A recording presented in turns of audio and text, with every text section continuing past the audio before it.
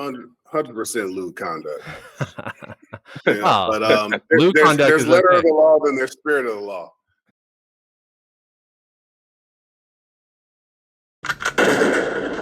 I was giving him a good load too.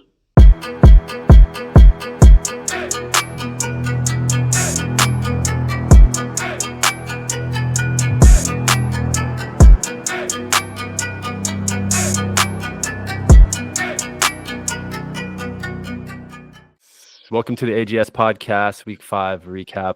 I'm Rebel Scum here with the pod squad, my boys. Rudy's replacements. What's cracking, Rudy? What's going on? Barbecue chicken all weekend. Had me a lovely time. That sounds like good eats. Out here with the 2022 champ, Ambassador Zaquan. Hit us with it. What up? What's up, fellas? 5-0, 11 life. Damn. I like the other thing better. I like the other intro better. What's up, defending champ NJC? Hey guys, currently in mourning today. I woke up to an 80-point ass whooping. Rebel Scum. DJ Easy Dick. I didn't mean to just obliterate you so bad, bro. So I wore black today in commemoration of your team, bro. Is just destroyed. Other than we're gonna pass the Vusi, but maybe we should pass the Scummy a little bit too. Ooh. I really don't appreciate that, my fine beige friend. And the 4-time champ, Secret Frogs commissioner. What's cracking? What up, fellas? Happy to be here. Sid, you'll get this one, man. That was the best piece of blazing I've had since the Crenshaw Cambodians. Oh man, I never knew a Camry could turn into a 2-bedroom apartment, bro. Never knew it. Speaking of Blazions, I was trying to flip that into a speaking of nondescript sexual situations. We have a special guest with us tonight from the FFFFFFL/Coco Chris Fantasy Football League. We got the Sugar Hill Gang in the house. What's cracking, Sugar Hill Gang? Well, you got to address it correctly. The reigning 2023 FFFFL defending champion, beating the undefeated regular season and ended up 16-1 host Coco Crisp in the championship game last year. So not only did you defeat Coco, but you also defeated his squadron of slurps. His squadron, because basically his team was a collection of every Brad and 3 other guys that gave him every single player that from CMC to Tyreek Hill to Patrick Mahomes to TJ Hawkinson to every Stephon Diggs. Not one of his draftees has made his squad. It's all been everybody else's players that they've given him. That sounds like this year in the curse. For the AGS world, when he mentions Brad, that is Idaho Spuds. Who will be the team. Live straddle? Would you like a live straddle? Oh my God. Yeah, we don't know anything about collusion in our league. We play it by the book. Everybody is straight to the letter, to the button. But we appreciate you joining us. I know you got a busy night tonight, so we want to get it cracking. Kamish, you got a few questions. I got a couple questions myself. Kamish, I'll let you take it away. Nakia, thanks for joining us tonight, man. Sugar Hill Gang. I guess we just want to get back to the history of it, right? We had an episode where we kind of described and discussed the origin story of Any Given Sunday, but there is no Any Given Sunday without the FFFL League, because that was one of the first leagues I ever participated in. I think I was in the league before you joined the league, I think in 2006. And just real quick, man, my frat brother, Marcus Andrews, invited me to the league. My neighbor, Rocky Mason, was in the league. Me and Nikia's boy, Stuart Smothers, was in the league. Idaho, obviously, we mentioned him. And this was my introduction to fantasy football. I mean, I get a plane ticket in the mail. It says meet me in Boston. Coco was playing with the Red Sox at the time. He flies the whole league majority of us from LA to Boston. We hit the club. We go to Saint in downtown Boston. We're partying with Junior Seau and the Patriots. We have our draft in the press room at Fenway Park with the Dunkin' Donuts sign behind us. Awesome time, man. Great. It was a great year.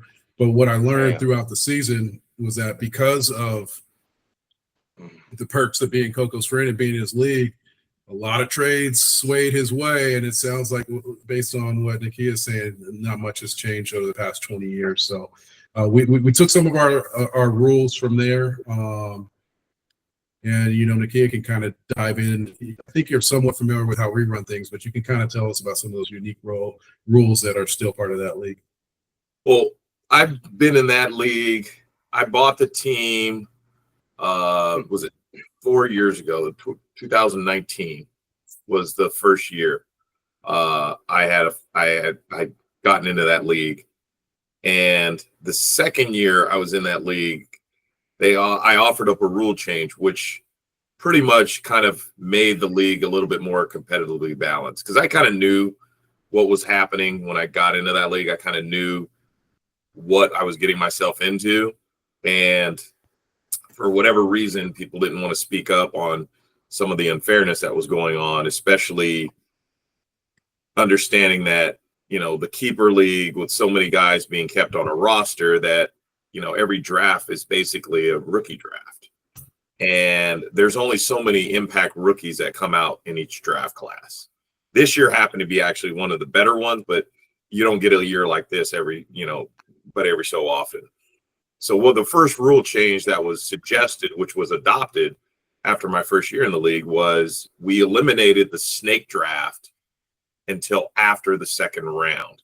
So the worst team in the league, and we used Steven Sapp as the example because he was the biggest culprit of stacking essentially Coco's team, was that we used him as like, how is he going to get better if he only gets one pick out of the first 24 college players or rookie players that are there? That's just unfair. And Perennial had 2 picks because he picked at the end, and then the snake would come around for the second draft. So he essentially would get 2 of the first 13 picks of college players. And Coco was also towards that back end too. So not only were people stacking his team, he also had 2 picks within the first 15, 16 rookies. What do you think were the benefits of other players that are competing against you and Coco? Why would they stack his team? What's the benefit? What are they getting out of it?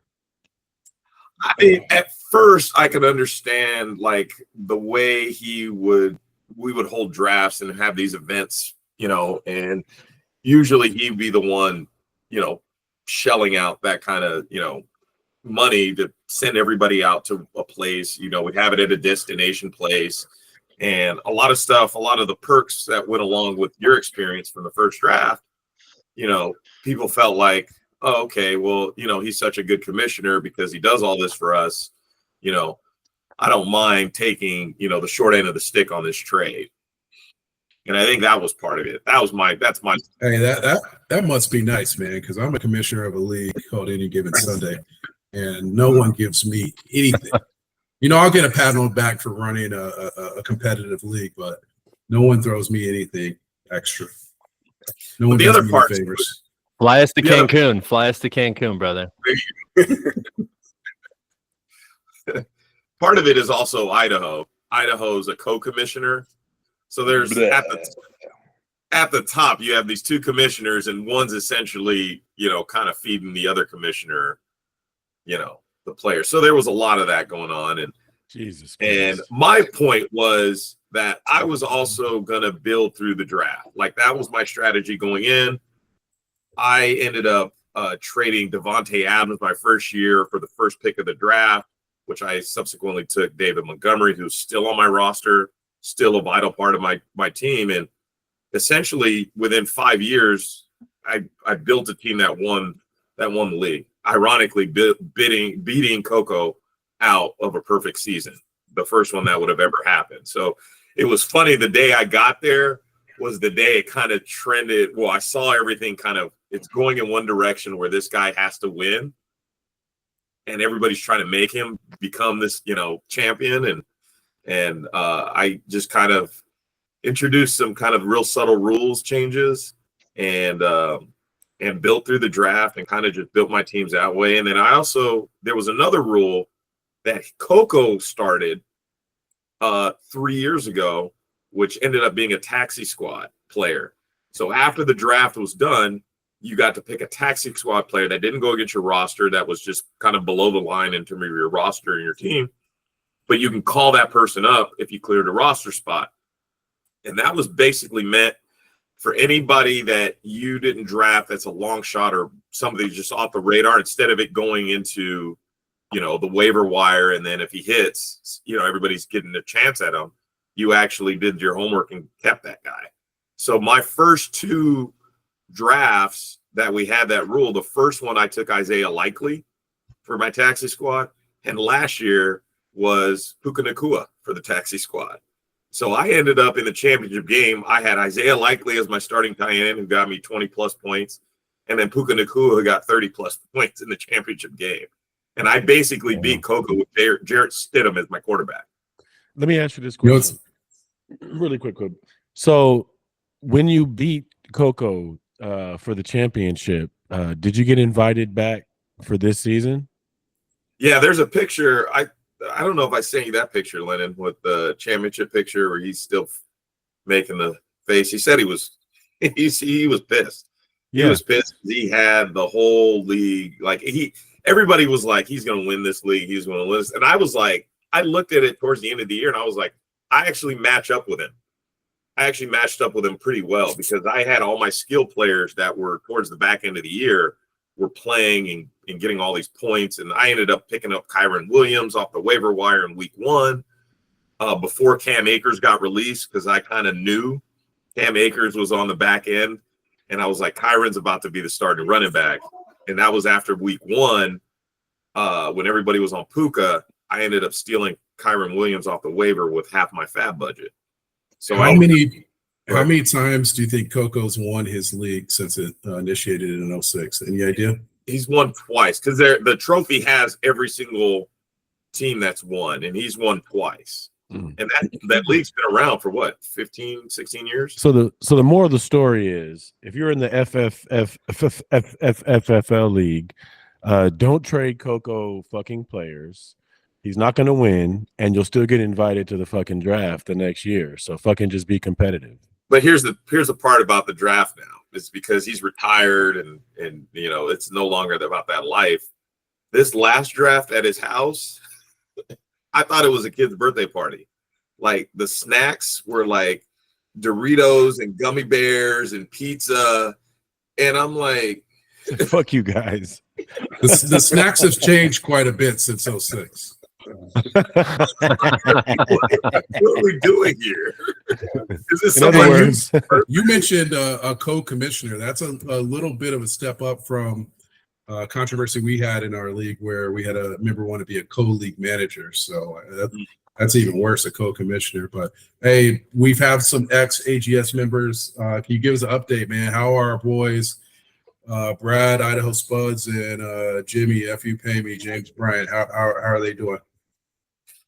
They're not doing well. I think a lot of their teams are basically stuck in the mud. Brad is actually having a pretty good year compared to years past, but his bar was so low that a good year for him is maybe finishing 500. Like if he can finish 500, he's been in the lottery ever since I've been in the league. So, and he's always had one of the top 4 or 5 picks every year.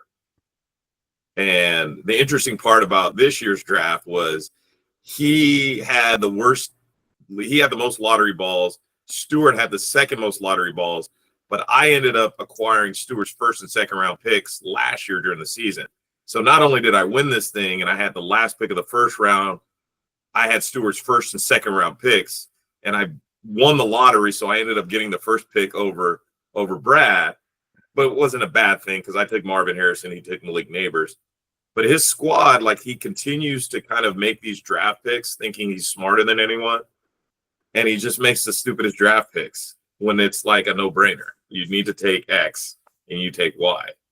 You mentioned Neighbors and Harrison. Quan would like to know how far did Brian Thomas Jr. drop? Who's got him? Oh, That's- Perennial took him because that's his MO, which was pick number 8, I believe. 8 of the first round. Yeah. Quan, you got him where? I got him last pick in the 4th round, which is technically for our league is like the 8th round in the standard draft. Yeah. And he's looking like the top wide receiver out of LSU right now. Is he? Nah, You know, Quan likes to throw stuff out there without any data to back it up. Okay, I'll once the total fantasy points are added up, I'll be sure to text them to the thread for you. Ooh. Do you think 1 week of concussion for Neighbors has Brian Thomas Jr. has now leapfrogged him? As right now, he has more overall fantasy points than Malik Neighbors. I thought you said you were waiting for it to update. Nikia, I do have one more question. Sorry to these guys are going to go at it all night. Do you or do you not agree that Lewis has a little bit more lip than the average person? That top lip, is it not intimidating? Yeah, I know that you're a brother of the Ballhead Nation, but I commend you for not hiding, owning, your nature's, gift to you. But actually, for our benefit, if that hat came off, it'd be pretty washed out over there. I got the Blasian in me. I got the old ass Blasian in me. So that's a big part of it. I'll be All right, honest. these might Go ahead, cool. I was about to let you have it. go ahead, NJC. And I was just saying, you talk about a lot of shit. Lou, it looks like with that receding hairline that you're renting your hair. It looks like that the rent is due pretty soon. I just want to let you know. So one day you may join the Bald Squad, and you may not be welcome with open arms. Just gonna let you know that. All right. Nakia, you mentioned Idaho Spuds, man. Can we delve a little bit into?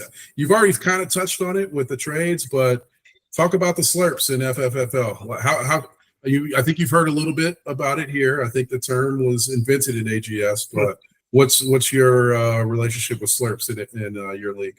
No, it's just I just know I know how they are, and they're a lot of them look at it from a lens of like instant.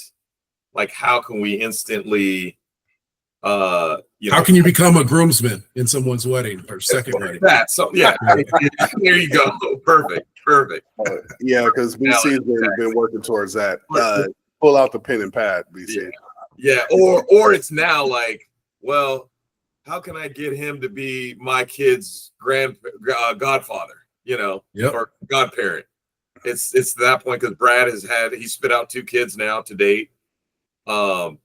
Somehow found a partner to agree to reproduce. And there's a history of Brad and reproduction of kids, because there was an incident. God, this was years ago.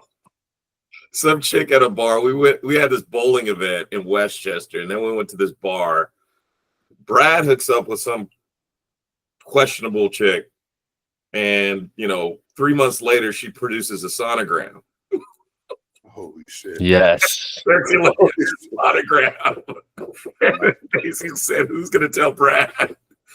He's got one on the way." Oh shit! I So love Vlad that white people have this same kind of drama. Thank you. It's very good to know. Please. Well, it wasn't because he's white. It was because he's not hanging with nothing but non-white people. Yeah, well, BC can relate to One white that. person. From the looks of that camera, it looks like you can too. There, pale face. BC has had the same history. Well, All you know right, what? Nikki, At least I'm I'm getting some, Lou. I'm gonna steer At least this I'm getting back some. towards fantasy football, man. Idaho is happily married, and the only invites I get now are for his baby shower. So, hey, talk to us a little bit about how you got into horse racing. I love the story about how I think you hit on a bet at your daughter's soccer game, which kind of led you towards investing even more in the game. And if as a part of that, what are the parallels between scouting horses, professional baseball players? You could touch on that a bit. Redondo Beach Little Leaguers, and ultimately fantasy football players. Yeah, the interesting part is so to answer the kind of first, well, to address the first part of that comment, which was how I got into horse racing, and I had essentially been involved with horses as far as like betting them, watching them, reading, reports and kind of looking at what horse may be undervalued on a betting line, et cetera, et cetera. Stuart and I are partners in horses, and we ended up, we partner every year on like the big races, Kentucky Derby, Preakness, and we pool money together.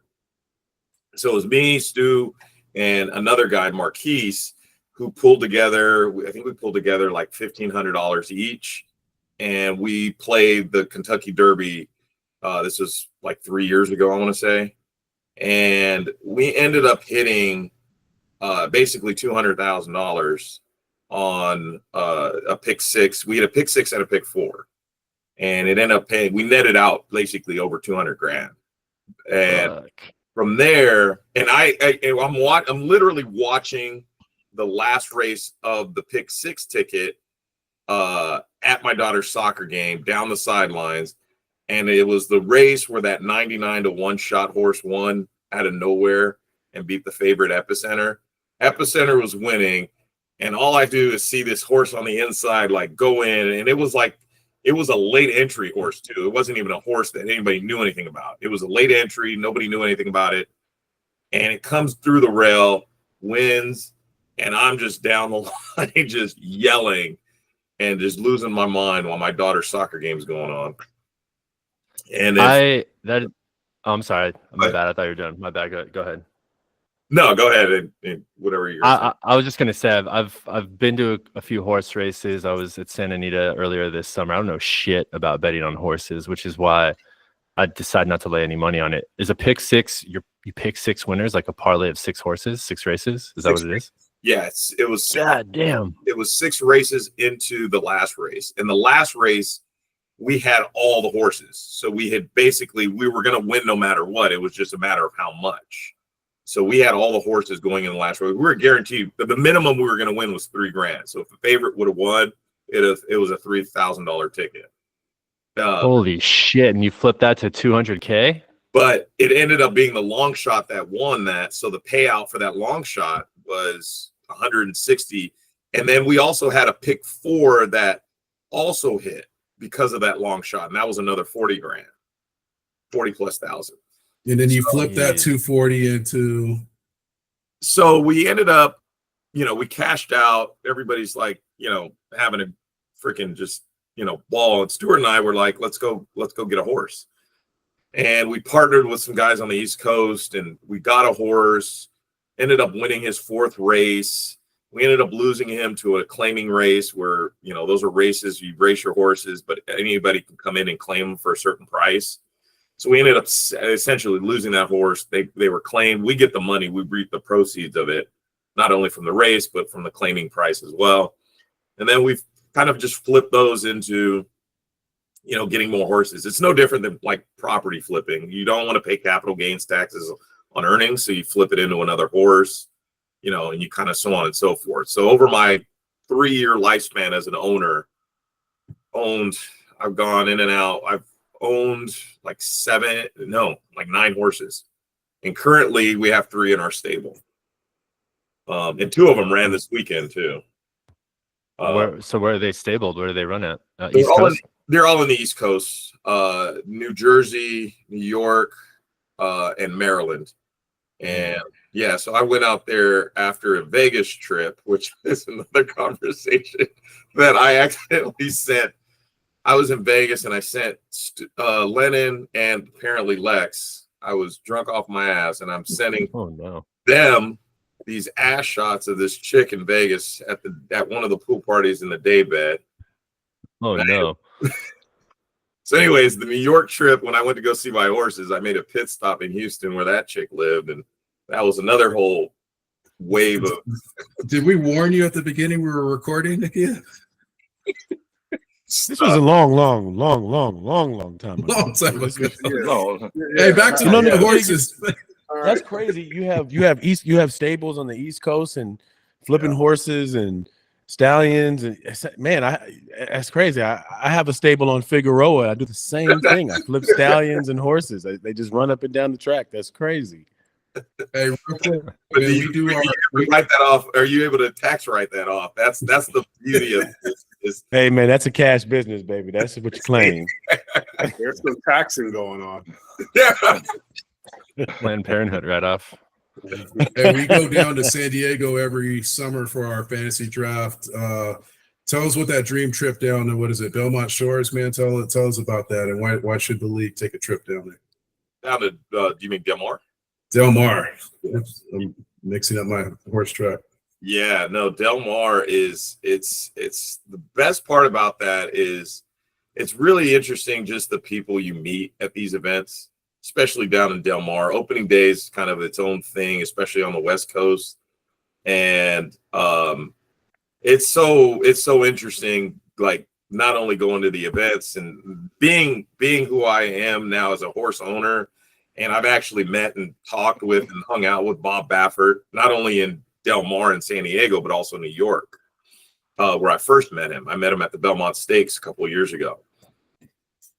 And it's interesting the amount, the people that come from different backgrounds and different, you would think everybody's just this loaded person, like just with money to spend.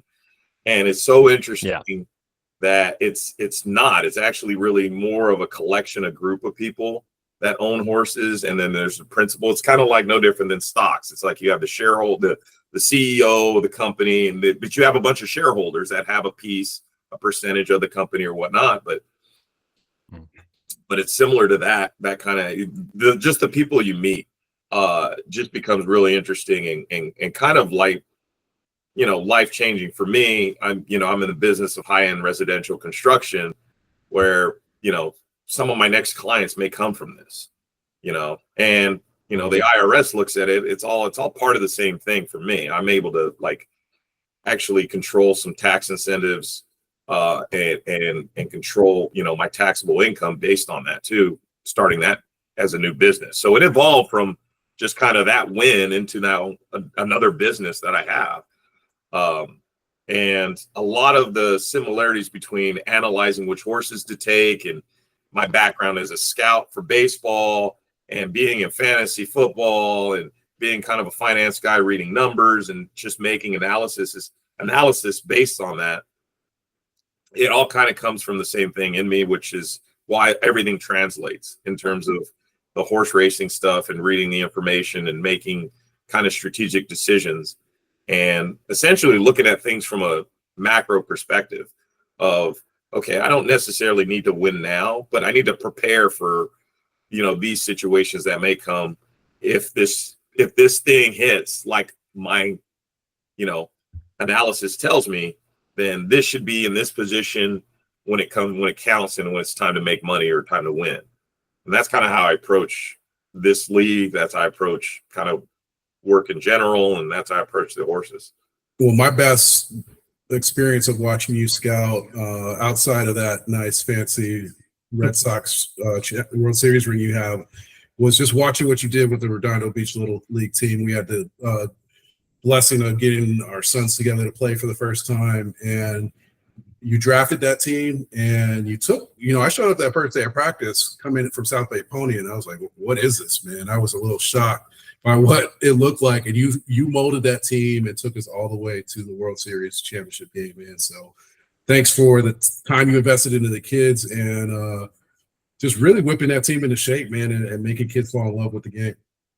I think big part of it though is getting the kids to actually fall in love with the process and being able to see that all the work that they're doing is going to pay off. It may not pay off instantly, and it may not pay off in the way they think it should pay off.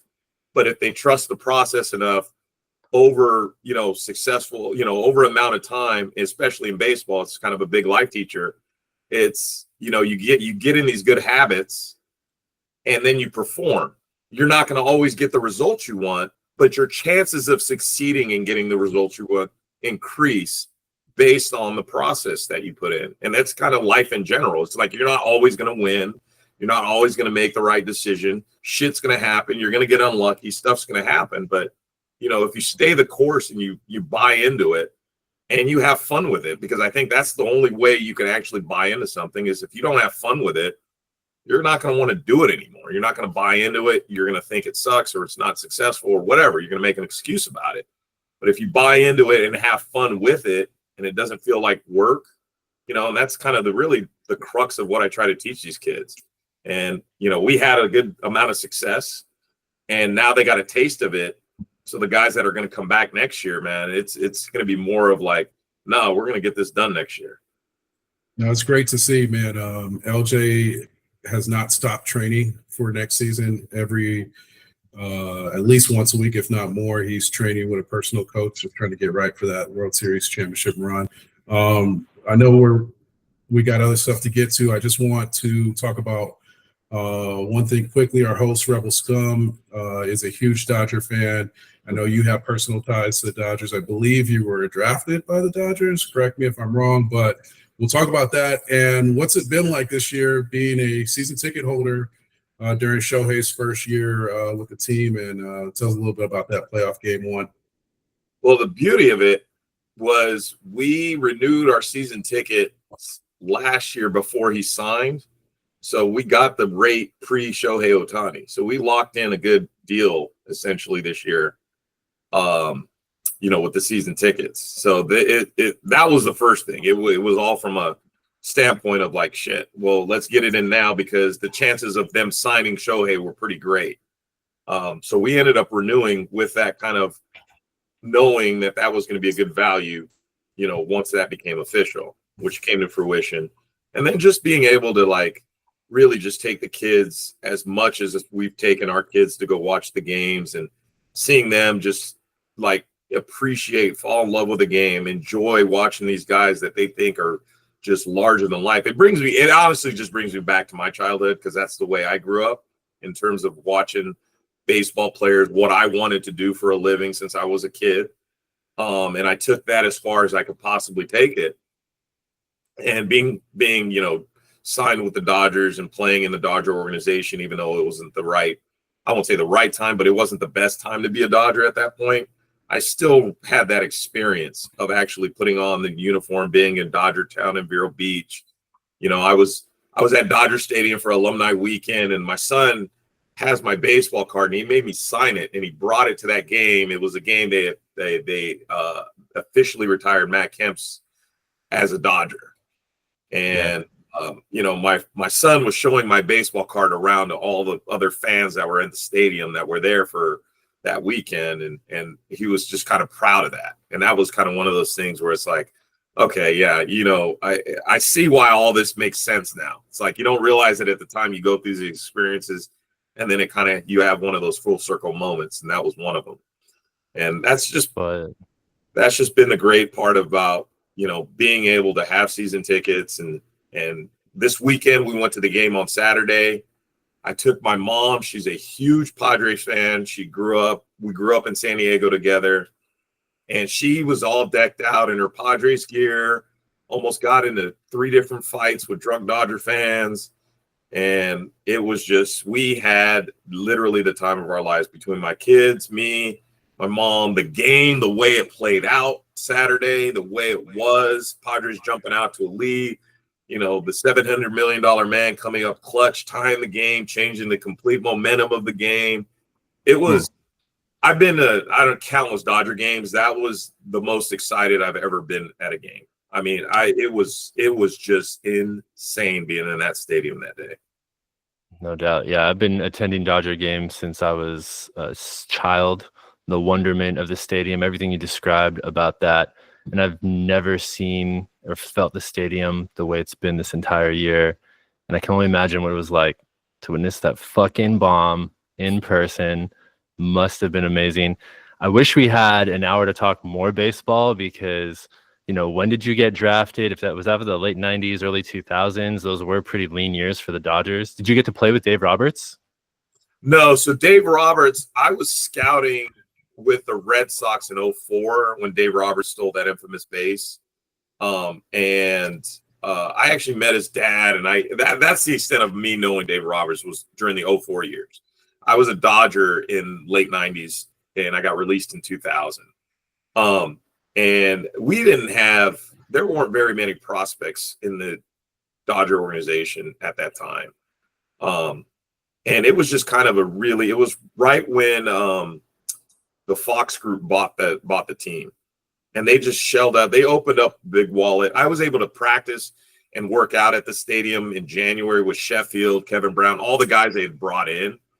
So I was actually able to kind of understand how they get prepared for the season, kind of see what it's like being a successful big leaguer, firsthand. Jose Vizcaíno and I used to do infield drills together. We used to work out a lot. Eric Young was another guy that kind of took me under his wing and would try to teach me how to be a professional at this level and what it takes to play 160 plus games and, the expectations and all that stuff. So it was, again, one of those things where it's an experience where you're in it at the moment. And you don't know what it means until 20, 30 years removed from it. And you look back and you go like, oh, okay, that's why I had to go through that. That's why that was so valuable. And, I try to teach those lessons not only to my son, but any kid in the community that wants to play or think that they want to pursue that as a dream, or even just want to enjoy being part of baseball and really taking it for something that could be meaningful for the rest of their lives, and no matter what they do. Beautiful sport. Lots of great life lessons learned through it. Before we jump on to the actual fantasy football part of this fantasy football podcast, again, so appreciative of your stories. Sugar Hill Gang, who was the best talent that you scouted as a baseball scout? It was Josh Hamilton was the best player, best gifted baseball player I've ever seen in person. And I played in college against JD Drew. Mark Kotze was one of my teammates. He was phenomenal. JD Drew was the best player I had seen up until I seen Josh Hamilton. And the stuff that Josh Hamilton would do with such ease, and it was almost like he took it for granted how good he was, because he could do things that, you see Shohei Ohtani do stuff, and you're like, I can't believe somebody can actually do all that stuff. That was my thoughts of him at that time. It's like, I cannot believe this guy could do all of this stuff and do it with ease, like he's not even freaking trying. And I had to evaluate him more on a mental standpoint, because he was in his drugs and all that other crazy stuff he was going through. So I scouted him while he was in the minor leagues with Tampa Bay. But clearly hands down, he was the best player I'd ever scouted. It's crazy that he was so talented going through all that. I mean, what could have been if he hadn't succumbed to those demons? It's unfortunate. Yeah. Good shit. Thank you, Sugar Hill Gang. Anything else for our guests here to we wrap it up? Kamish, thanks for drilling down the questions there. Let's dive into the action. We got a cool half hour left on the back nine here. Let's start with the most anticipated, biggest matchup of week 5. The two heavyweights. This is Frazier Ali, or whatever it is, Lou. It lived up to the hype, man. It lived up to the hype. It didn't look, yeah, it did. Absolutely it did. I thought it would be a little bit, I thought you had pushed away far enough. And did Joey concede early? Did he say good game early? Did he say that yesterday? Way too early. Way too early. I mean, to the point where I couldn't even respond to it. It was just, Lennon brought it up. Lennon brought it up. He says, we should make a rule where if you concede, it's over. Because the amount of conceding to your opponent well before the game is over is getting ridiculous now. It came down to that Butker missed kick. If Butker makes that kick, the curse wins, potentially. I mean, if it would have been a 5-6 he puts Kittle in over Kincaid, he wins as well. Yeah, I mean, I had some players that balled out on my bench too, though. But yep, anyhow, Rico Dowdle. Flower. I probably anyway. I should have played Flower over Dontavian Wicks, which is. I don't even understand why the fuck you did that one, bro. You know, sometimes you gotta roll the dice and be aggressive. That's Idaho Spud. That's Idaho Spud syndrome right there. That's like, let me outsmart everybody. Just nah, bro. You should have don't played need to. Flowers, bro. You knew that was gonna be a shootout. It could have been a victim of we're going to go see the Packers in person and let me see my player ball. That could be a part of it. But Wicks had a hell of a game last week. Dobbs ends up getting suspended. And it's supposed to be a shootout there in LA. And so it was a lot of anticipation that he was going to have a good game. And he fucking shit since this he'll be on waivers. Since this episode's been about scouting and you guys went to the game, tell me how Tucker Kraft looked. So we're talking about my game right now. Anyhow, it was a good matchup between number 1 and number 2, and it just like the last 3 weeks, my games have come down to Monday night to the last drive. So this has been stressful Mondays, but thank God I've been on the winning end of them. But it's some lows though. I mean, for someone who was rich with running back keepers when the season started, all 3 of my running back keepers have now gone down. So we'll see how things progress for the rest of the season. But anyhow, one positive note: Rico Dowdle has broken out and is appearing to be a feature back now. He's not just in the committee; he's like the feature back. Son of a bitch.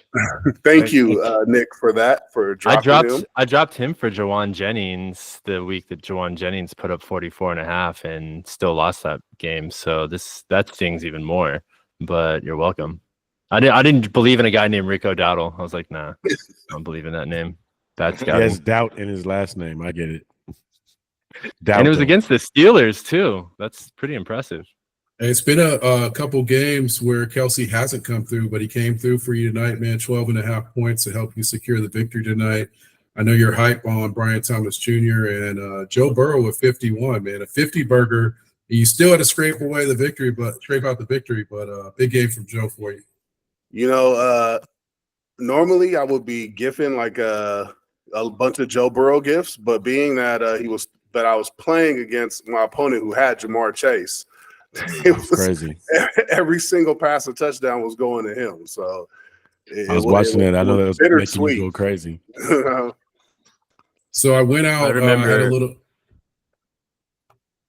Go ahead, Nick. It's all you.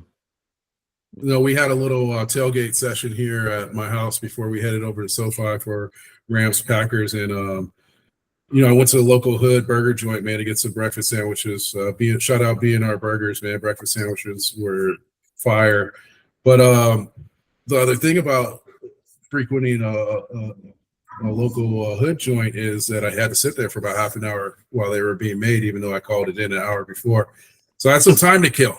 And during that time I'm getting these alerts about A-Chain. And, I had nothing better to do than to send some jokes to the thread. And Lou, you look like you didn't appreciate those updates, those injury updates on A-Chain.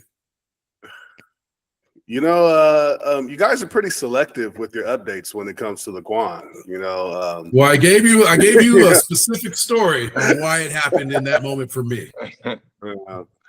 It's not good, man. My prize pick is who knows how long. Usually a concussion means they're at least out a whole week. But anyhow, man, what's in the South Beach water, man? Because A-Chain's fingers almost look like Tua's when he rolled over there, man. There's something going on with the Dolphins. On a positive note, and Nakia can relate to this. You guys may not see it, but Blake Corum slowly is getting some carries, and every time he touches a rock, it's positive gain. It's shaking and baking through tackles, getting first downs. He would have had a touchdown last week had they given it to him one more time. But for those Kyron Williams owners, just I thought we were talking about your game. I was talking about your game, Mr. Narcissist. Don't get too settled. He's coming. Well, He is coming. Okay, that's Inch fine. by inch by Okay, inch. that's totally fine. I have mixed feelings about this because Lou and I were there talking to Sean McVay before the season, trying to figure out where Blake Corum was going to be in that rotation.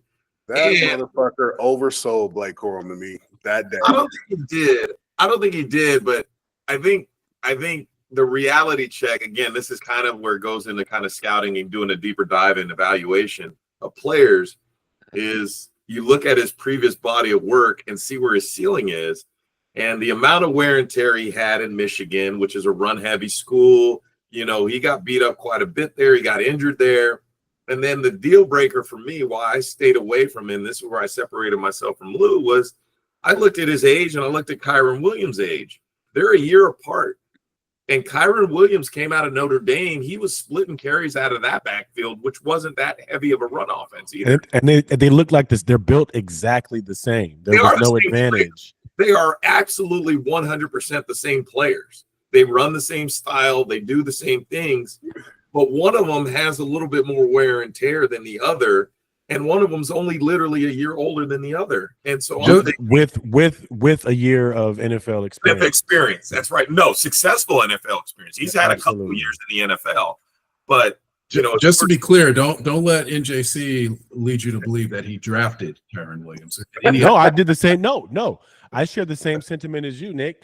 I picked him up the same week you did when everybody was after Nakua like Coop. So no, I take pride in picking him up off the waiver wire. So good pick for you too. That's good analysis. And I know for your league, age is really important because you guys are like a true dynasty and you have to keep those players. But regardless, I think the one thing that I think he has is I think he's more talented than Kyron Williams. And if anything, he's the best handcuff in the league. Well, guess what? We won't find out until next year there, Lippy. We'll see. That, though. Kyron looks good. I mean, Kyron doesn't look like he's slowing down. And there's no signs. I don't see any Todd Gurley in him right now. So Lou never adds an unworthy player, just for the record. Every player that graces Lou's roster is lightning in a bottle. Is the best or will be the best. Shows promise, always developing. Luke, congratulations. 5-0 is something to be proud of, man. You can rest easy for weeks, man. You can just rest at least a couple more weeks, Lou. At least a couple more weeks. I mean, that magic number's down. That magic number's down to 3-4 more wins. You can pick and choose those as you please. You still got the Vusi somewhere out there. Am I wrong about that? You still got Vusi coming up. 2 weeks from Vusi Island. You're not even gonna want it by then. It's gonna be so just beat to shreds. You're just gonna pass it. You're gonna have to titty fuck him by that point. Oh my god. Oh my god. You have to make him cross his legs to make it tighter. Damn. That sounds like it's personal experience there, BC. I don't know. Oh no. I've been there. BC, I've been there. I know exactly. Hey, the funny thing is, I saw those legs, those crooked legs walking out the supermarket the other day. Didn't say nothing. Good God! Congratulations, Queef. Moving on, Rudy, you took on Queef's second team, Queef 2.0. Congratulations on a big win, bouncing back from a tough loss. You got a huge win. You outperformed the projections, the score projections. 137. Yeah, Thursday. Fucking crazy, man. Thursday was. Yeah, just put the pieces together. I just got to make sure they got Nico. Was he week to week? So that's the only thing that I'm worried about right now. Yeah, tell me about. At least it gave you a nice Tracy little 67-yard bomb before. Yeah, that was dope. Yeah. That was sick. Yeah, tell me about Tyrone Tracy Jr. You picked that guy up, I think Sunday morning, right? Well, every time, ever since I've had Singletary, he's just been around on the way. And plus, Lou says what he says, so I just kept seeing him there. Nobody there was going to take him, so I just threw him in there and see what he got. So they seem to like him better. They've been saying that ever since the year started. So I'm roll in. I'm handcuffing pretty good this year as well, so I'm good. Ayuk showed up with 20 points, and Ayuk gave me never be mad at you like that 50 burger from Kirk Cousins. Oh my God! Oh my God! I'm going to have to let that ride because it just got easier and easier as the game got later, and I was like, damn, you got 500 yards. So it's got to be a good feeling to have a Thursday night 50 burger. I really didn't have to worry about much this weekend. It was just like, oh, okay, let me throw on Fantasy Live. I totally forgot. But it felt it felt good this week. So I think one benefit to sorry, NJC, I'll shut up after this, but one benefit of Queef Swallowers 4-game losing streak now is that every week that he loses, the less we talk about the cousin collusion. So you gotta like that, Quan. Hey, MK, ridiculous. Would you agree that I think that this is the birth of what we all thought the Eagles could be? I think that looking at Cousins, I think that he's had a couple weeks to get some games. The Eagles? The Eagles, my bad. The Falcons, the other bird. The Dirty Birds, my bad. The Falcons. I think that we were seeing what they can be. Kyle Pitts, unfortunately, on the bench, put up 12.5. Mooney put up 28.5. I think Drake put up a 30 burger. Yep. I'm mad about that. It's okay though. I'm mad about that Mooney benching Rudy because we talked about him on the pod last week. Yeah, we did. Sure the fuck did. That was my fault. It's good to see the Falcons. It's good to see teams that we thought had the potential to start to do it. So good job on starting Cousins. Yeah, for sure. And benching Mooney didn't really factor into the equation. Well done, Rudy. You're in the mix with a bunch of us other 2 and 3 losers. Speaking of 2 and 3, Siebert Frog, you picked up the unsurprising win there. I mean, you knew it. You called it coming in there. Was it anywhere at any point? Pass the Boosie. No, first of all, I do not appreciate seeing that terrible Photoshop job. That is the thing of nightmares, dude. It looks like it looks like that creature in Weird Science that comes out at the end. You know what I'm talking about? You know what I'm talking about? It's Chet. Chet got cursed. Has someone actually gone winless in AGS yet? I actually have the record of the worst. The worst record in AGS history is 1-11-1, and that was moi. Oof. Lennon, you got to show that picture and you got to talk so the camera picks you up. No, that doesn't need to go on the record, man. My camera's a little far away from me, man. What? You know what? I was hanging out with Quan this weekend, and I was going through the catalog of photos in my phone, and I was like, do I pull this one out this week? And I was not going to. I really wasn't going to use it. And until you know me, man, I go through that chat, and a few weeks ago when Boo actually existed, he's MIA, man.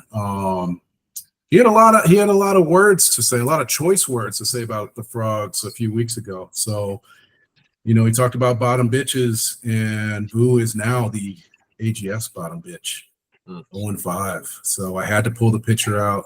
I had to put, the frog. What's that thing we used to Areola? The nipple? Areola? Oh, pasty. The pasty. I had to put the frog pasty over his titty. I had to put the 0-5 tattoo on him. Super. And you know what? He gets the curse next week. And then he gets the Quan the week after that, man. Scum. There's pressure on you, Scum, because he could be coming in 0-7. I think that was my biggest the thing that scared me the most was I don't want to be the one. Yeah, you don't want to underperform to the whore. Like you want to be able to beat that up. Yeah. Hey, I don't want to we don't want to at least cut up with it. We don't want to miss. So you guys, what Lou and Lennon, you guys had father-son weekend. You said you were spending some time with your son this weekend. That's really sweet. Really sweet. Yeah, that's real funny. Yeah, I'm sure you FaceTimed Goodnight tonight. and enjoyed that. Well, it's funny that BC says that when there's more Instagram content of him doing his slurp duties at Jaden's 13th birthday party. Yeah, I saw your dedication to your papa's son's 13th birthday. You and Easy over there working the crowd, entertaining those middle-aged white women. Yeah. Ready? 1, 2, 3, guys. Sing 1, 2, 3. Wait a minute. All on cue. Let's hold it easy. Let's do the 360 cam. Yeah, that's what it was. I have a I'm question. sorry. My son was in attendance. I was actually a parent to my child. There you go. Was this past weekend? This weekend, Yeah. right? Oh, that makes sense. You were so angry about having to perform for those middle-aged white ladies, you decided to attack the only white guy in the fucking group. Yeah, Nice. You took that's out what it was. You know all your Exactly. your Get white into that. rage. Or your These team dudes just pretty ran up against a real disrespectful to you, championship Nick, all squad. week on Friday. Oh, He okay. didn't Well, even have to hire a clown. He just invited his slurps. That is hilarious. Hey, you That know was what good stuff. sucks?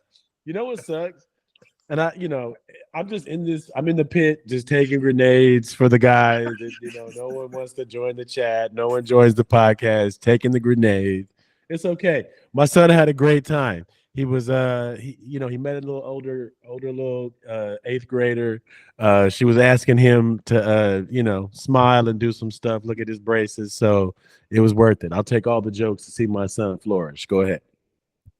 It would look like an awesome party, man. I mean, that probably set the bar for 13-year-old birthday parties, man. So good job to Pops, Jamon, T. Root for going there.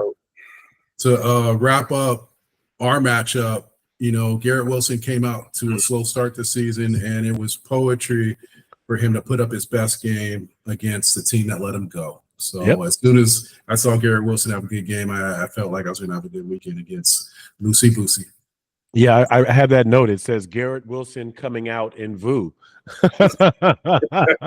In VOO, outside of revenge VOO, all game. over VOO. It was a good revenge game. He came all over it. 20, what was that, 25 and a half? 25 and a half. We talked about the Derrick Henry report last week, and VOO, thanks for another gift to AGS and gifting me Garrett Wilson this week. Appreciate you. I just looked at it real quick. VOO has not broken 100 points this season.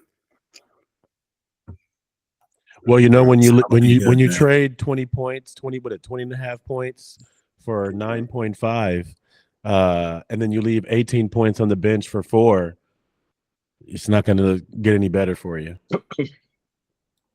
Yeah, before we break off of this game, where there's smoke, there's fire, Coop. I'm pretty sure Devonta Adams is going to be a Jet pretty soon. Thoughts on that? How it impacts Garrett Wilson? Any concern, or just fuck it? Can't do anything about it anyways. I don't know if he's going to be a Jet. Are you talking to Lou sources? No, I have AP over here on the bat line over here. He told me Jets all the way. There's been a few articles that's been out talking about him going to the Jets. I've heard Jets, I've heard Saints, I've heard Ravens. We'll see where he lands. Nakia, where's Devonta Adams going? I'm the dark horse here. He's got a chance to be a Steeler. I think he's got to be a chance in that room. Mike T. I think he's a great fit over there for Mike T. I think that gives him a second weapon on the outside, an experienced veteran. And the way they're going this year, they're going to get ownership to probably buy off on it. I wouldn't be surprised if he's a Steeler next weekend. Interesting. Just in time to play the Raiders, because that's who the Steelers play next weekend. There you go. That's fucked.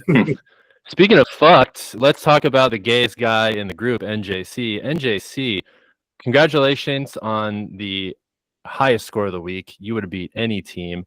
I just happened to be the unlucky chump to catch that whipping. And before we get into all of that, a reverse whipping. This is the Django Unchained whipping. Reparations. Yeah. I don't mind the white jokes. That's fine. I've been, taking this for a long time, and frankly, I bet you've been taking it for a long time. There we go. Here we go. This is Ken Kniff coming out right here, because BC is like, I bet you like that in your mouth, don't you? Yeah. Your hands in your mouth are full. I've been baiting you all week. Oh, I've been take this baiting you all week, baguette. dude. 167 pints of cum. Yeah. What the fuck? You know what? That tells me there's latent homosexuality, but you can let your freak flag fly. I'm open with that. The part that gets me is you start going into my looks, which is fine. I also get made fun of my 5 head, my big chin. Heard it all before. I grew up with older brothers. I have this face. I'm hearing this from a bald guy with titties. Are you fucking kidding me right now? Hey, you know what it is, Nick. You know what it is. Yo, He's a few crying, injections bro. away from those titties going away, baby. Oh, well, first of all, Lippy Lou, your breasts are much bigger than mine. Okay, your double D's need to hush. And Those second is of wipe all, those titties away. Yeah. Yeah. Oh man, that was hilarious, yo. That was comedy, bro. You know, I mastered baiting you all week, okay? And I wanted to rile you up so we could have some good fodder for the podcast. But I mean, it is what it is, bro. Like you saw what championship strength felt like, and it ripped you. It ripped you a little bit, and it's okay. It's okay. What I will say though, Debo misses home because that 1.5 was terrible. Where was Olave at? Because that was 2 points. So good for you. Good try. I will say I'm excited though. I found a tight end finally, and the defense was defensing. So Tucker Kraft looks like he may be the tight end breakout of the year, and I'm excited to have him on my team. So sorry it was at your expense. I really wish that I saved that 167.5 point outing for week 10. But hopefully I can do that again. Because that, in case you got to read, Lou, week 10 is against you. Long way to go. Long way to go before week 10. I mean, look, you're the defending champ. You deserve all the right to talk all this shit, especially after this 80-point ass kicking. That was a bit of a shock to me. There was nothing I could do. No perfect lineup. Just did not bring it. But I really want you to bite on some humble pie. And you did earlier this season. Sinke Sugandis came through, smacked you around. And that loss right now is the difference between you being at the top of your division and you just back there where you prefer to be sniffing someone's ass. Yeah. You know what? It's okay. I expect that. I expect you to find the one wrinkle on the finely pressed suit that you'll find all the wrinkles because the nuts will be right in your face. You'll That's okay. You know what? I thank you. I thank you for what you said to me, Nick. I take that as a sign. You know, I'm a superstitious person. I think it's rubbing off on you a little bit. Yeah. That humble pie comment, I'm taking that as a sign. I'm going to be humble. Thank you. I actually appreciate that. Hey, on the fantasy football note, I know you're happy about Tucker Kraft, but I'd pause on it a little bit, man. Tight ends are hit and miss, especially any receivers or anybody that for Green Bay, because he spreads the ball. Nakia, being, let's hear your fantasy football analysis. How do you feel about Tucker Kraft? Do you feel like he's a breakout tight end, like NJC is saying? He's going to be putting up double digits weekly now? I mean, a lot of it depends on the health of the other receivers. I mean, I think part of what his breakout has been is because there's limited number of, targets to throw to. I think that's a big part of it. I think he's getting an opportunity to get more balls thrown his way because there's just not enough guys to catch passes from Jordan Love. And I think, there's a security blanket there, as well. It's like, well, who else can I trust? Does he have that much of a rapport with Dontavian Wicks? I don't know. I won't call him a breakout where he's going to be reliable year to year. He may have a breakout year, but he week to week. We're talking week to week. He could be a Sam Laporta, but I don't think he's. I don't think that's huge. Yeah, I think he could be a Sam Laporta, but again, to me, it's depending on the health around all the other receivers. I agree with you, Nick. I think the same argument can be made for Kelsey's explosion for the last 2 weeks. So I think, obviously the lack of hands obviously creates opportunity for the hands on field. But let's just define what breakout is. Week 5 of this terrible tight end season when we were a couple of podcasts ago talking about getting 5 points is cool to have somebody who put up 23 points in a season that has been really bleak. I'm happy. I'll call that absolutely a breakout. Will it be a season thing? No, I think, what, Nick says, once the able bodies get back on the field, obviously those numbers are going to come back to earth. But considering what's been sitting on the waiver wire and what's out there and what I might have to trade to get something serviceable, I'm happy over here. Yeah, you picked up. Oh, sorry about that. Go ahead. Guess first. I was just saying, I think the tight ends in general, from a fantasy perspective, it's one of those where I think you could stream as many tight ends as you want during the year, because they're such a week to week kind of fluctual commodity. It's just you're never going to have. I think the days of where we got consistent Travis Kelce production and George Kittle's actually been one of those consistent tight ends this year. He's kind of fallen into that. Oh, you could rely on him season long to get you double digits week to week. He's probably the most consistent one, but that's an outlier this year. And I'm not sure there's going to be any tight ends where you can rely on them from week to week. It's almost like you're better rolling the dice streaming guys based on matchups, or picking a guy off a waiver wire than dumping him the next week, or maybe trading him for some value elsewhere and finding somebody else. I don't know. This tight end this year is just kind of weird. It's been terrible. NJC picked up Kraft on a Friday, right? It was after, yeah.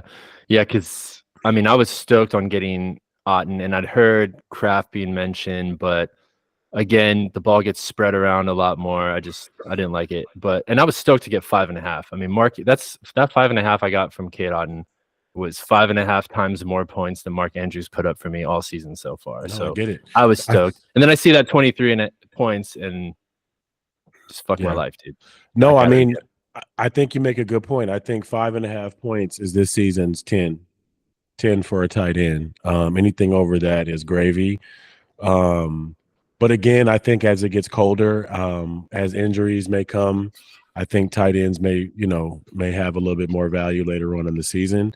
But your point remains intact, Nakia. The three things you can safely stream this season are kickers, defenses, and tight ends. And for the record, Scum is Puerto Rican, not Cuban. I don't know where you got this Cuban tag from, Nick. I know I started it, but just to clarify for the league, he's Puerto Rican. A lot more funny names. Cuban B was hilarious. You know what it did? You know what it was? It was fucking because Idaho's half Cuban, and it was the two of us in AGS, and I got lumped in with the Spuds. Well, hey, I'm quarter Cuban, man. So we were just trying to make you one of our brothers. Nice. I was curious. I know there's a few guys on here with mixed ethnicity. Raise your hand if you have at least one white parent. Anybody here with at least one white? Okay. All right. There we go. So the two guys that throw the most Mayo jokes out here, that makes sense. Yeah. Hey, what happens when you guys go to family reunions on your maternal side? You guys just sit on your tweeting fingers and do you guys do the fucking square dancing and everything? Well, the reason we got jokes is some of the melanin came through when we were birthed. You didn't get any any of that Puerto Rican melanin. No, because there's different types of Latinos out there. I'm sure you guys are familiar with this. You've got African Latinos, you got Asian, you got white Latinos. I'm of the lighter skin variety, the way light skin. So what box do you check? You were a house nigga. What box do you check on the non-white Latino box or the white Latino box? Non-white. I go full Latino. I try to get whatever I can out of it, which is nothing. Yeah, sure you don't. Absolutely. It depends. Is it a job application or is it financial aid? Nick, I got a recent story that speaks to that point, man. When was the Rihanna Super Bowl? 2 years ago. So the majority of my mother's family resides in the Bay Area, and I happen to be out there Super Bowl weekend with my nephew Dominic. We go over to our cousin's house. It's an Irish household. great time enjoying the Super Bowl. And then the Rihanna halftime performance begins. And, me and him are ready to kind of turn up, but that just wasn't the vibe in the household. It was just kind of everyone seated with their hands crossed and just kind of like a slight little bob and smiling and nervously looking around. And my wife FaceTimes me because she's at a party in Inglewood that is going bananas. I mean, everyone's dancing and jumping and screaming. And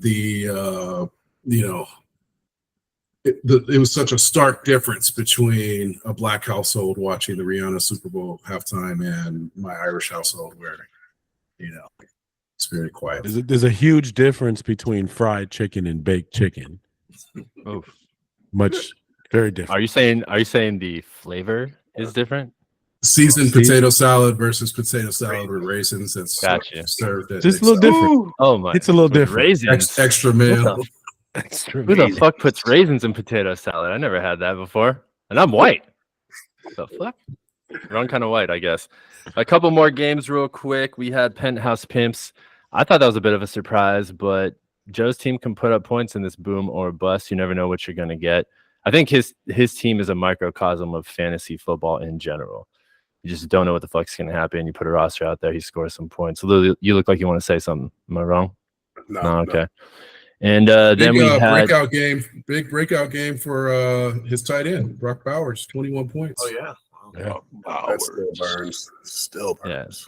Yeah, he's a great player. I think that's maybe one of the few guys that could put up consistent numbers week 2. If he had a better quarterback, it'd be no doubt. That 60-yard touchdown's one of the biggest highlights of the Raiders season so far.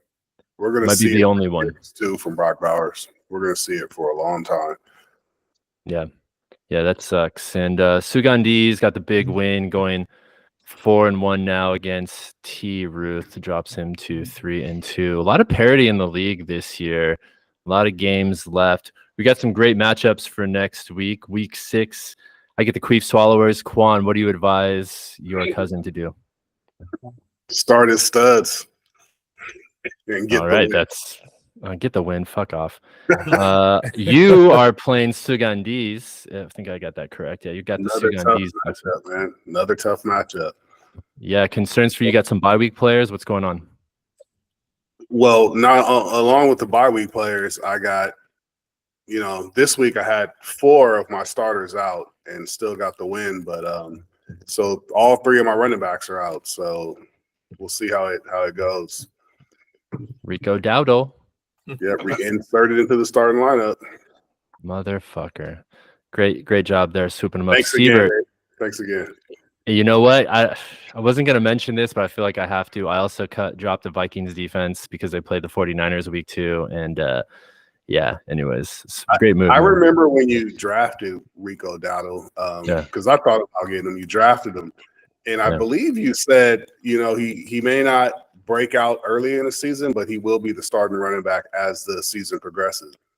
What made you still drop him? Deebo Samuel got hurt, and I wanted somebody to replace that receiver. Cooper Kupp's injured.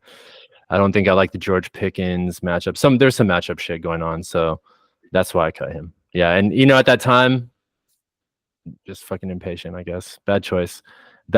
Be more patient, brother. Siebert, you've got the counselor next week. How you feel about that matchup? We'll see, man. I got a stretch here with this will kind of make or break all of our seasons. Whoever wins these games in the middle of the season. So we'll see, man. I haven't really dug too deep into the matchup yet, but may the best man win. Big swing of the pendulum for you, getting your first win last week, stringing together another little win streak here. It's got to feel pretty good. A couple weeks ago, I know you weren't feeling that great. My first win last week? I lost to the Queef. Was that week.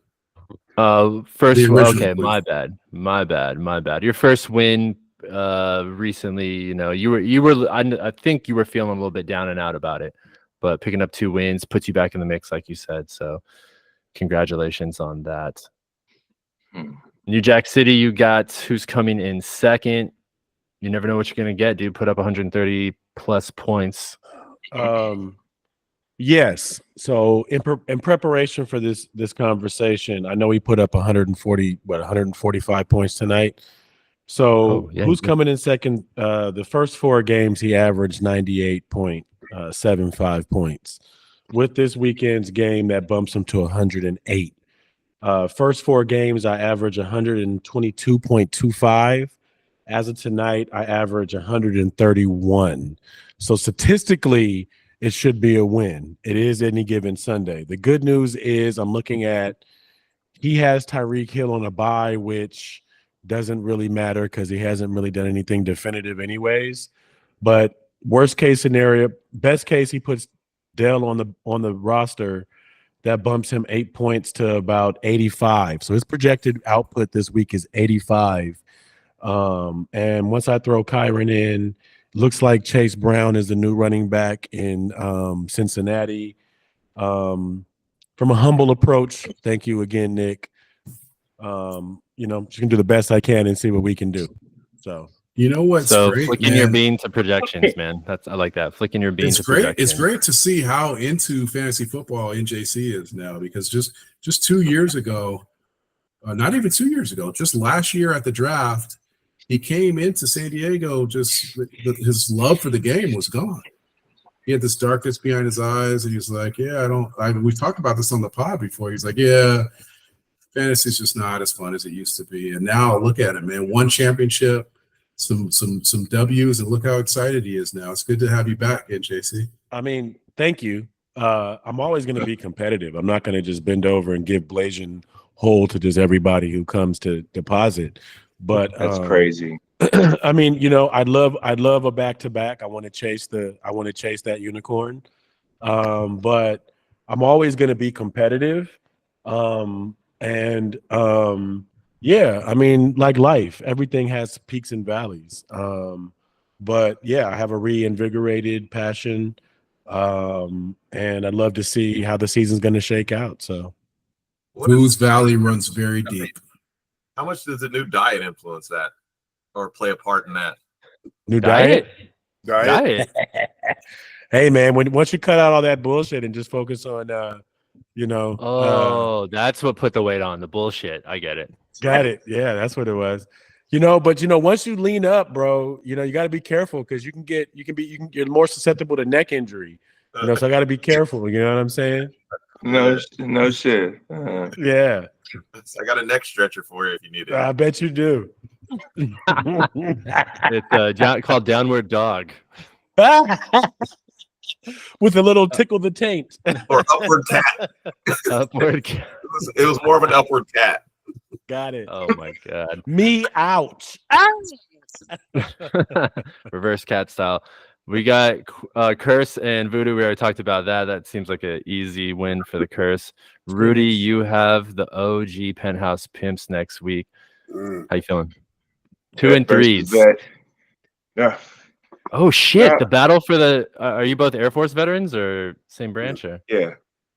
Same Battle of the Airmen. That's gonna be a good matchup. My money's on that.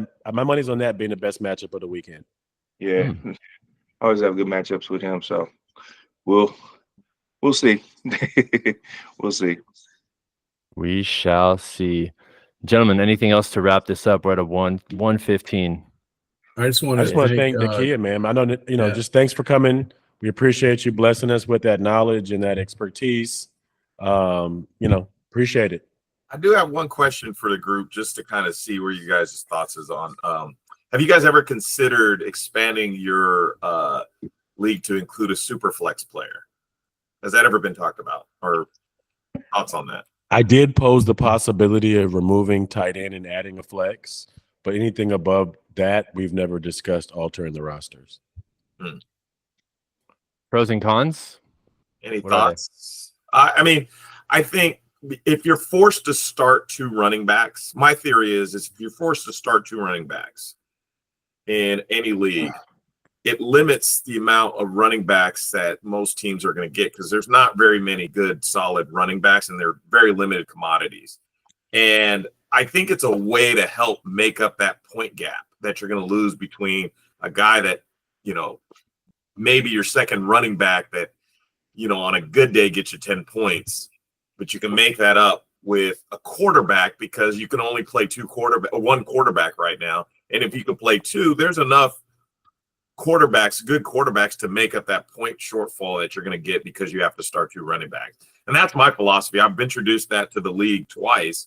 It's both gotten shut down. And it's like I'm only doing myself a disservice because I got literally 4 of the top 10 running backs in the league are on my roster. And I'm like, I'm not helping myself. I'm just trying to better the league to get, everybody, a little bit more competitive, making up that shortfall of points in running backs. Because everybody I get against that gets crushed and they're, comparing running backs. I think if we were in like a redraft league, that would be a solid point. I think that in a dynasty league where you're already hoarding players, I think any advantage or stack you can get in any aspect, personally, I appreciate because, I'll never have a shot at Amon-Ra. I'll never have a shot at Puka. I'll never have there's certain players I'll never be able to have on my team, and I appreciate that point gap. But if I can hoard my running backs because fucking Lou is hoarding all the receivers in the NFL, I'll take the advantage I can get. You know what I mean? I don't know what you guys feel, but what do you guys think?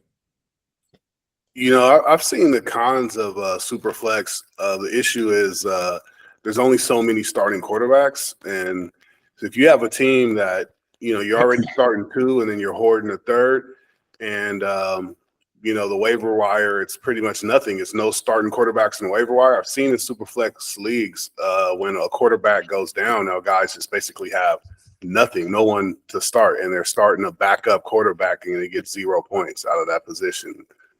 So, it's just a con. I heard, not to knock the pros, but that's some of the cons I've seen in Superflex. You probably run into the same point differential issue if Quan's point is what happens in most Superflex leagues is that eventually you'll have guys that'll have 2 really good, like Jordan Love and Dak Prescott, for example, and then somebody who's got Brock Purdy and fucking Joe Flacco or somebody like that. I think that ends up being kind of a similar problem to the running back issue. Yeah, but you'll get somebody who may have those 2 and then also have like Baker Mayfield on their bench too, which takes away. Sorry, I didn't mean to interrupt, Quan. I just wanted. I don't have much to say about it, but go ahead.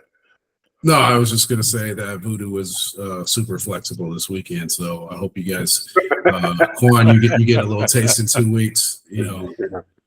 It slides in real easy, man. It was nice. Oh my god, looking forward to it. When do you have them, BC?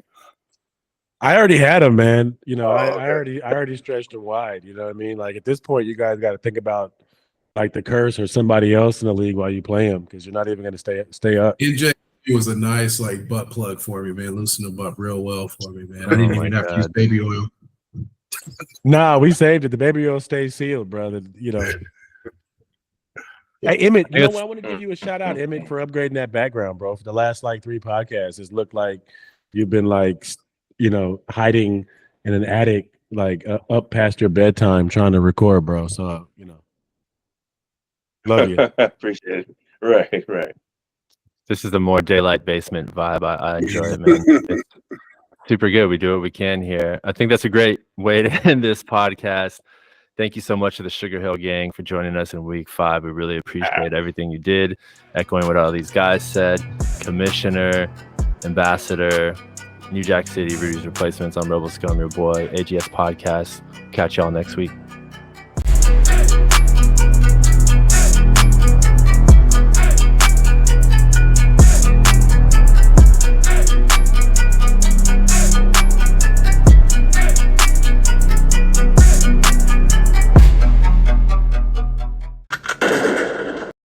Please like and subscribe.